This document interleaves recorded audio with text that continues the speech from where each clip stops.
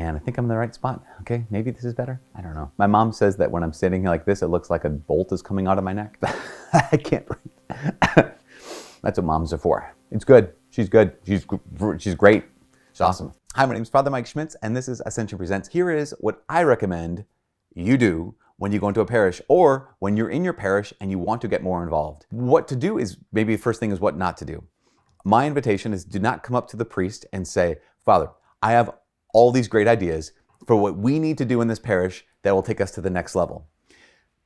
Let that not be your first conversation. Why? Because chances are he doesn't know you. And if he doesn't know you, he doesn't know if he can trust you. If he doesn't know if he can trust you, he doesn't know if you like start this new ministry, will you stick around? Are you the kind of person who actually follows through or not? No offense to you, he just doesn't know that yet. And so here's my invitation. That's what not to do. Here's maybe the first step to do. To be able to walk up to the priest and say, Father, hi, here's my name. I just moved to town. Here's what I do. Like, basically introduce yourself. That's just a polite thing to do. And then say, ask, is there anything you need from someone like me? Simple. Is there anything someone like me can do to make your life easier? Here's what's happening when you share that, when you ask that, when you pass that across. What you're saying is, yeah, I'm not here to like hijack anything. I'm not here to take the parish away. I want to be at your disposal. I want to be at your service. I want to be at the service of the greater vision of the parish.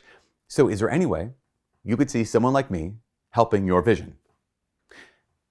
Now, when you ask this question, chances are very, very good that he will have no idea how to answer you. Why?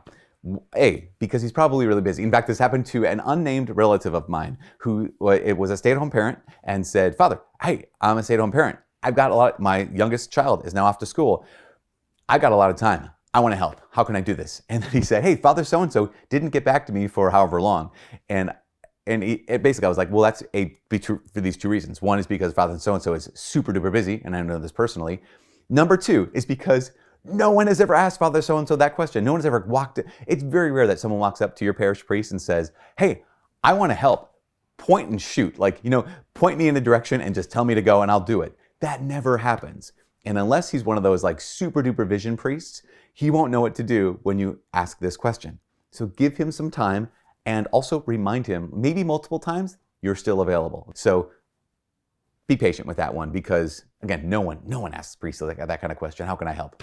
But thank you if you do. That's awesome. Why would you ask this, or why would you make yourself available in this way? For a number of reasons. One is because it's probably what the parish actually needs, right? So I can come in with my great plan, my great vision, and say, yeah, I'm going to start this new ministry.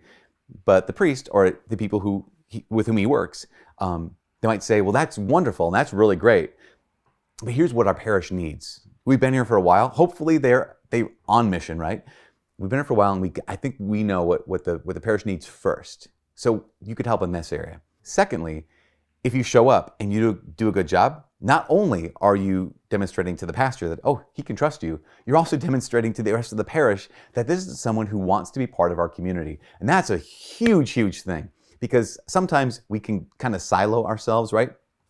Whether that's siloing in a whole group or that's siloing as an individual and say, yeah, I'm here to do my thing. I show up with the big group, but I'm showing up really as an individual, and I'm planning on leaving as an individual. But to show up and say, I want to be part of this community, and I'm going to prove it to y'all who are here and who are established and who are committed to this community and are involved. And so what you're doing is not just getting credibility, you're also establishing real relationships. And one of the things we always talk about real relationships is real relationships always entail real responsibilities. So you say, ask the pastor, how can I get involved? How can I help you? Sometimes when you phrase it, how can I help you? That's just something nice to hear as a priest. I don't know. Maybe it's nice to hear as anybody. Back to our show. So I'm not coming in with my vision. I'm saying, Father, what's your vision? I'm going to be patient with him because he will have no idea maybe how to respond to you in that moment. But when he says, actually, here's this area, then you get to discern, is that an area where you can actually bring your gifts? Now, it might not be an area that you have passion for. So if he says, oh, you're relatively young, you should help with our youth ministry. You might say, that's not actually I don't really like children. Like maybe that's you. That's okay. But you might not like that area of ministry.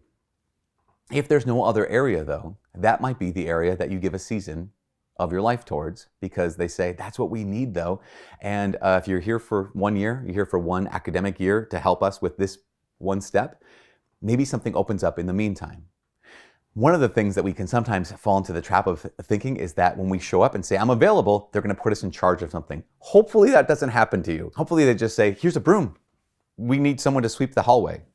That's an awesome job for someone who's just showed up, because it's really hard to mess up sweeping a hallway. And it's really hard to get someone to sweep the hallway a lot of times. So, hey, 2 birds. There you go. Here's the big takeaway. If you want to get involved in your parish, it's best not to wait for them to ask you to be involved. It's best to make yourself available for the mission of the parish, for the mission of that pastor, for the mission of the people who are part of that community. And then simply be willing to grab a broom. Simply be willing to haul chairs. Simply be willing to show up and say, yeah, I'm going to start here just as a volunteer, because my hope is that at some point, the gifts that God has planted in your heart, in your life, will be needed by your parish. And by that point, you will have such a community there. You'll belong to the parish to such a degree that you'll be primed and the parish will be ready for you to step up into that position and to make that parish even greater. I don't know, those are some thoughts. If you want to get involved in a parish, maybe I could have said it in a more systematic way, but I just said it in the way I said it. And now we're going to publish it on the internet, where it will live in immortality forever. And I'll have to deal with that when forever comes. From all of us here at Ascension Presents, my name is Father Mike.